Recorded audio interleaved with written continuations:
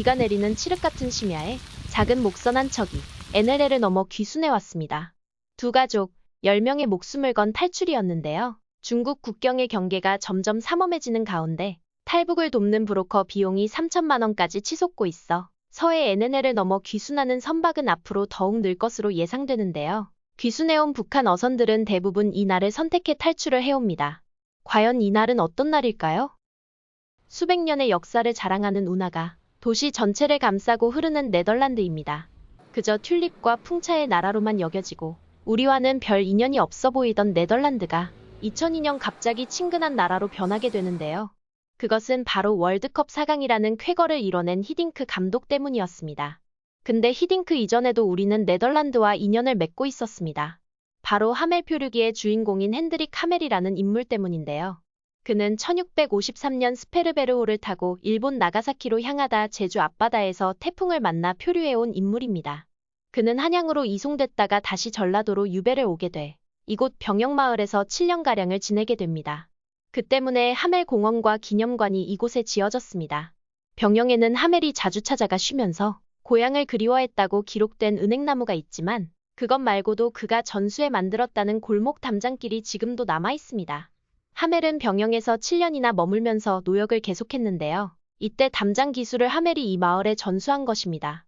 국가등록문화재 264호로 지정된 한골목 담장길인데요. 아래쪽은 크고 넓은 돌로 토대를 쌓은 뒤 중간 위쪽은 납작한 돌을 15도로 기울여 쌓고 바로 위층은 반대 방향으로 15도 엇갈리게 쌓아 올리는 이게 바로 하멜식 담장인데 빗살무늬 모양을 하고 있답니다. 담장은 말을 타고 지나가도 집안이 가려지도록 2m 정도로 높고 돌담의 길이는 무려 10km까지 이어져 있습니다.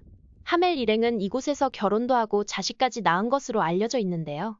때마침 조선의 대기근이 몰아닥쳐 22명과 식솔들을 한 곳에 수용하기가 벅찬 상황이 되면서 여수 좌수영에 12명, 남원에 5명, 순천에 5명씩 분산시키게 됩니다. 혹독한 시기를 보내던 하멜 일행은 본격적인 탈출 계획을 세우기 시작합니다. 여수 앞바다에 있는 섬들을 돌면서 물건을 사고 파는 장사를 하고 틈틈이 일본으로 가는 백길에 대한 정보도 입수했습니다. 탈출할 날이 가까워오자 하멜은 경상도 남해 지역에서 사용하던 통구민이라는 전통적인 선박을 구입하게 되는데요. 배를 팔았던 사람이 배를 구입한 게 하멜 일행인 걸 알고 판매를 망설이자 시가보다 2배나 높은 가격을 주고 배를 매입합니다. 선체의 길이는 6, 7m고 너비는 2m인 10명 정도가 탈 수 있는 소형 어선이었습니다.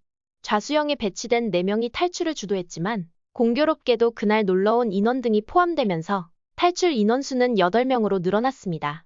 1666년 9월 4일 하멜 일행은 혹시 주위 사람들이 의심할까봐 크게 웃고 떠들며 시간을 보내는 한편 물과 식량 그리고 땔감을 배에 옮겨 실은 뒤 조용히 여수 종포항을 빠져나갑니다. 당시를 묘사한 하멜 표류기의 기록을 보면 그들은 초생달이 시작되는 음력 초순에 달아나기로 했다고 적고 있습니다. 그렇다면 탈출 날짜를 왜 그때로 잡았을까요?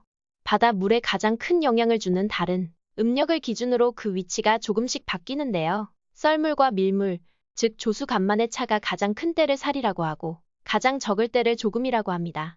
살이가 되면 바닷물이 이동하는 조수간만의 차가 특히 커서 선박은 노를 몇 번 젓지 않고도 쏜살같이 해안을 벗어나 먼 바다로 이동이 가능합니다. 하멜 일행은 사리떼의 썰물을 이용해 빠른 속도로 여수항을 빠져나간 건데요. 사리떼를 이용해 조선을 벗어나겠다는 그들의 계획은 결국 성공을 거둡니다. 서해를 NLL을 통해 귀순하는 북한 선박들도 대부분 사리떼를 이용해 탈북을 합니다. 지난 5월에 북한 주민 2가족, 총 10명이 어선을 타고 귀순해 왔는데요. 비가 오는 날 심야에 황해도 강령을 출발, NLL을 넘어 탈출한 것으로 보도됐습니다.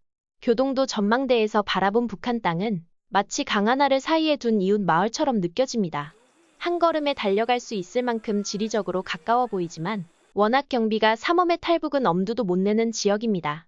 이번에 귀순을 해온 날짜가 양력으로 5월 6일이고 이날을 음력으로 환산하면 3월 17일인데요. 이날도 사리떼입니다. 이날은 비까지 내려 칠흑 같은 바다에서 방향을 잃을 수도 있었겠지만 탈북자들의 증언에 의하면 북한 지역은 전기가 없어 어두운 반면 남한 쪽은 환하고 밝아 방향을 잡는 데는 큰 도움이 된다고 합니다. 하멜은 그동안 받지 못한 13년간의 급료를 받기 위해 보고서를 일지 형식으로 정리했는데요. 이걸 네덜란드에서 책으로 발간하자마자 베스트셀러가 됐을 뿐만 아니라 이 책은 프랑스와 독일에서도 출간돼 하멜은 일약 유명 인사가 됐답니다. 하멜 때문에 코레아라는 은둔의 나라는 유럽에 널리 알려지게 됐고요. 그가 속했던 동인도 회사는 코레아오라는 대형 상선을 건조해 조선과 직접 통상을 추진하려 했으나 일본의 반대로 뜻을 이루지 못하고 말았답니다. 하멜 표류기는 공식적인 역사서에선 쉽게 볼 수 없는 조선 사회의 이면을 생생히 전하고 있는데요. 서구인의 객관적 시선으로 바라보는 역사서로서도 그 가치를 인정받고 있습니다.